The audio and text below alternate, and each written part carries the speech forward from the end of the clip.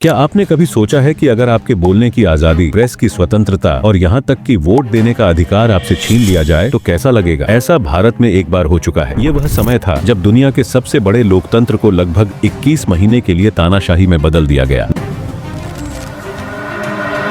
नमस्कार दोस्तों, स्वागत है आपका द माइन ऑफ हिस्ट्री पर। आज हम बात करेंगे भारतीय इतिहास के एक ऐसे अध्याय की जिसे लोकतंत्र पर काला धब्बा कहा जाता है। जी हाँ, मैं बात कर रहा हूँ 1975 के इमरजेंसी की।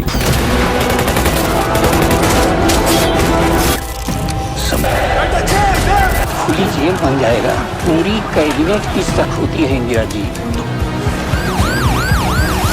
लोकतंत्र का ऐसे गला घुटेगा, हर आवाज जो उसके खिलाफ उठेगी कुचल दी जाएगी। आपातकाल क्यों और कैसे लगा था? इस दौरान क्या क्या हुआ? इसका भारतीय लोकतंत्र और समाज पर क्या असर पड़ा? इस वीडियो में आपको इन सभी सवालों का जवाब मिलने वाला है, लेकिन उसके लिए वीडियो को बिना स्किप किए एंड तक देखते रहना, क्योंकि इस वीडियो का हर एक सेकंड बहुत ही ज्यादा महत्वपूर्ण और कीमती होने वाला है। तो चलिए इस महत्वपूर्ण कहानी को गहराई से समझते हैं।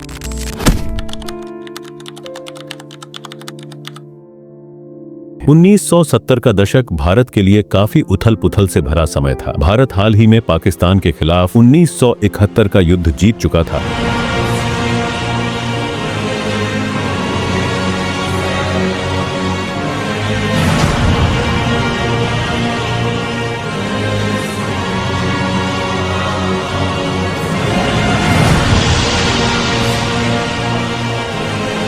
और बांग्लादेश का निर्माण भी हो चुका था। इस जीत ने प्रधानमंत्री इंदिरा गांधी की लोकप्रियता को शिखर पर पहुंचा दिया था, लेकिन कुछ ही सालों में चीजें बदलने लगी। भारत आर्थिक संकटों से घिर गया। 1973 में तेल संकट के कारण वैश्विक महंगाई बढ़ गई और इसका असर भारत पर भी पड़ा। बेरोजगारी और महंगाई ने आम लोगों की मुश्किलें बढ़ा ही दी थी। दूसरी तरफ इंदिरा गांधी की सरकार पर भ्रष्टाचार के आरोप लगने लगे। सबसे बड़ा झटका तब लगा जब 12 जून 1975 को इलाहाबाद हाईकोर्ट ने एक ऐतिहासिक फैसला सुनाया। कोर्ट ने इंदिरा गांधी के 1971 के रायबरेली से लोकसभा चुनाव को अवैध घोषित कर दिया। उन पर आरोप था कि उन्होंने चुनाव के दौरान सरकारी संसाधनों का दुरुपयोग किया। कोर्ट ने उनका चुनाव रद्द कर दिया और उन्हें 6 साल तक चुनाव लड़ने से अयोग्य ठहरा दिया। इंदिरा गांधी के लिए यह राजनीतिक अस्तित्व का संकट था। उनके खिलाफ विरोध तेज हो गया। जयप्रकाश नारायण के नेतृत्व में विपक्ष ने संपूर्ण क्रांति का आह्वान कर दिया। यह आंदोलन पूरे देश में फैल गया और इंदिरा गांधी को अपनी सत्ता बचाने का डर सताने लगा। 25 जून 1975 की रात राष्ट्रपति फखरुद्दीन अली अहमद ने इंदिरा गांधी के कहने पर भारतीय संविधान के अनुच्छेद 352 के तहत आपातकाल की घोषणा कर दी। रातों रात लोकतंत्र को ठप कर दिया गया। इसका कारण आंतरिक अशांति बता दिया गया, लेकिन असल में यह इंदिरा गांधी के राजनीतिक भविष्य को बचाने का एक कदम था। आपातकाल के दौरान सरकार ने प्रेस पर सेंसरशिप लगा दी। विपक्षी नेताओं को बिना किसी सुनवाई के गिरफ्तार कर लिया। लोगों के पास विरोध करने की आजादी भी नहीं थी। जो भी सरकार के खिलाफ बोलता उसे जेल में डाल दिया जाता। आपातकाल के दौरान की सबसे काली घटनाओं में से एक थी जबरन नसबंदी। इस योजना को इंदिरा गांधी के बेटे संजय गांधी का समर्थन प्राप्त था। इसे जनसंख्या नियंत्रण के नाम पर लागू किया गया था। सरकारी अधिकारियों को टारगेट दिए गए थे कि वे कितने लोगों की नसबंदी कराएंगे। गांवों में पुरुषों को पकड़कर ऑपरेशन थिएटर में ले जाया जाता था। कई बार महिलाओं को भी जबरन ऑपरेशन करवाने पर मजबूर किया गया। अखबारों को सरकार के खिलाफ लिखने की इजाजत नहीं थी। यहाँ तक कि इंदिरा गांधी के बेटे संजय गांधी एक समानांतर सत्ता चला रहे थे। उन्होंने झुग्गी बस्तियों को उजाड़ दिया और लाखों लोगों को बेघर कर दिया।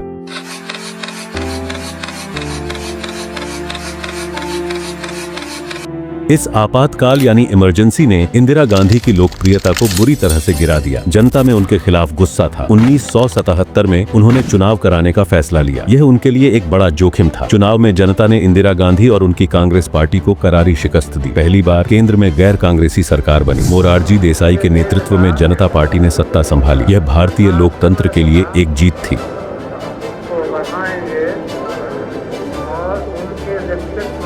आपातकाल भारतीय लोकतंत्र का सबसे कठिन समय था, लेकिन इसने हमें यह सिखाया कि लोकतंत्र को हमेशा सजगता और संघर्ष के साथ बनाए रखना पड़ता है। लेकिन क्या आप मानते हैं कि आज भी कहीं न कहीं लोकतंत्र खतरे में है? क्या हमें इतिहास से कुछ न कुछ तो जरूर सीखने की जरूरत है? अपने विचार हमें कमेंट्स में जरूर बताएं। इस वीडियो को लाइक करें, शेयर करें और हमारे channel the mine of history को सब्सक्राइब करें। अगले वीडियो में फिर मिलेंगे एक नई कहानी के साथ। तब तक कुछ न कुछ सीखते रहो और आगे बढ़ते रहो। धन्यवाद।